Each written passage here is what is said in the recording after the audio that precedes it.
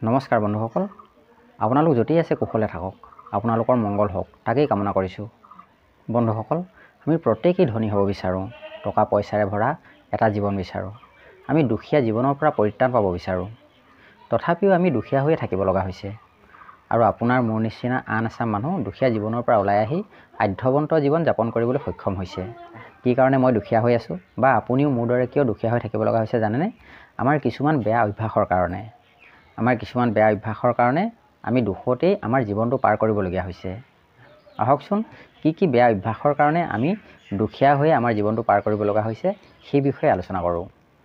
আৰু সেই বেয়া অভ্যাসবোৰৰ কথা জানি সেই বেয়া অভ্যাসবোৰ আজিৰ পৰা আমি এৰিবলৈ চেষ্টা কৰোঁ।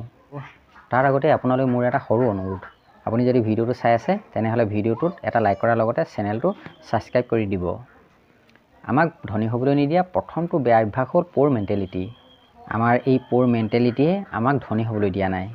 আমাৰ মনত প'ৰ মেণ্টেলিটি তথা দুখীয়া শক্তিহীন চিন্তাই আৱৰি থকাৰ কাৰণে আমি ধনী হ'ব পৰা নাই আৰু নোৱাৰিম কেতিয়াও। আমি কি ভাবোঁ জানেনে? আমি ভাবোঁ আমি বহুত দুখীয়া, কিবা এটা কৰিবলৈ আমাৰ হাতত পইচা নাই, আমাৰ ঘৰৰ অৱস্থা বেয়া। আমি এনেবোৰ কথাকে ভাবি থাকোঁ।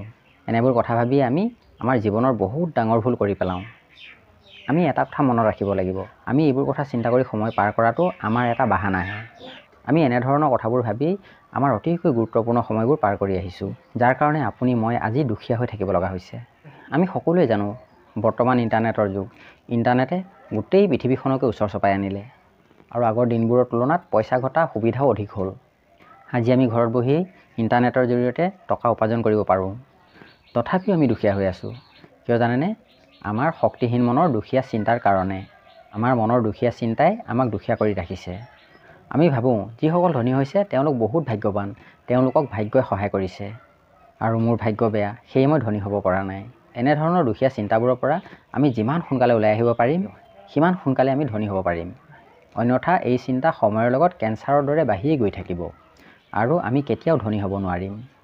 আৰু দ্বিতীয় বেয়া অভ্যাসটো হ'ল মই যি কৰিছোঁ মোৰ সন্তানেও তাকে কৰিব, এনে কথা চিন্তা কৰাটো।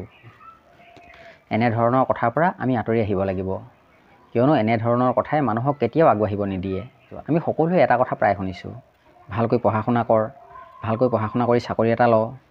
এনেধৰণৰ কথাই মানুহক কেতিয়াও আগবাঢ়িব নিদিয়ে। এইবোৰ কথাই মানুহক একেই ঠাইতে ৰাখি দিয়ে। এনেধৰণৰ কথাক আমি কেতিয়াও গুৰুত্ব দিব নালাগে। কাৰোবাৰ মুখত এষাৰ কথা শুনিছিলোঁ, সন্তানক চাকৰিৰ কাৰণে যিমানেই শিক্ষা দিব সিমানেই সমাজত চাকৰ সৃষ্টি হ'ব, মালিক নহয়। গতিকে এনেধৰণৰ কথাৰ পৰা আমি আঁতৰি থাকিব লাগিব। তৃতীয় আমাৰ বেয়া অভ্যাসটো হ'ল পইচাৰ ওপৰত থকা আমাৰ ভুল ধাৰণা। পইচাৰ ওপৰত থকা ভুল ধাৰণায়ো মানুহক ধনী হ'বলৈ নিদিয়ে। বহুতৰে মুখত আমি এটা কথা শুনিছোঁ যে পইচাই জীৱনত মেইন বস্তু নহয় বুলি কোৱা, কিন্তু কি জানেনে? পইচাই মানুহৰ সকলো সমস্যা সমাধা কৰি দিয়ে।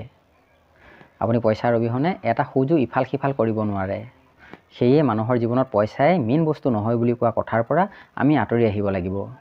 যদি সকলোৱে পইচাই জীৱনৰ মেইন বস্তু নহয় বুলি ভাবিলেহেঁতেন তেনেহ'লে পৃথিৱীত সকলো মানুহ সমপৰ্যায়ত জীৱন যাপন কৰিলেহেঁতেন। গতিকে আমি পইচাৰ ওপৰত থকা আমাৰ মিছা ভুল ধাৰণা মনৰ পৰা দলিয়াই দিব লাগিব, অন্যথা আমি কেতিয়াও ধনী হ'ব নোৱাৰিম।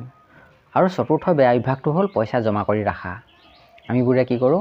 আমাৰ পইচাবোৰ আমি জমা কৰি ৰাখোঁ আৰু ধনী মানুহবোৰে পইচা ইনভেষ্ট কৰি দিয়ে। ইয়াৰ কাৰণ কি জানেনে? আমি ৰিস্ক ল'ব নিবিচাৰোঁ। আমি ভাবোঁ যদি আমাৰ লোকচান হয় তেনেহ'লে সকলো শেষ হৈ যাব। কিন্তু ধনী মানুহে তেনেকৈ নাভাবে।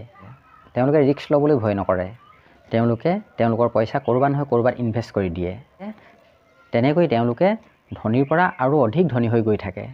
আৰু আমি যি পইচা জমা কৰি ৰাখোঁ সেই পইচা দিনক দিনে ভেলু কমি গৈ থাকে আৰু আমি দুখীয়াৰ পৰা আৰু অধিক দুখীয়া হৈ গৈ থাকোঁ। আমাৰ এই অভ্যাসবোৰৰ কাৰণেই আমি ধনী হ'ব পৰা নাই। গতিকে সময় থাকোঁতেই এই বেয়া অভ্যাসবোৰৰ পৰা আমি আঁতৰি আহিব লাগিব, নহ'লে আমি সদায় দুখীয়া হৈয়ে থাকিব লাগিব। ভিডিঅ'টি কেনে পালে এটা কমেণ্ট কৰি জনাব আৰু যদি ভিডিঅ'টো ভাল পালে তেনেহ'লে আপোনাৰ বন্ধুসকললৈ শ্বেয়াৰ কৰি দিয়ক।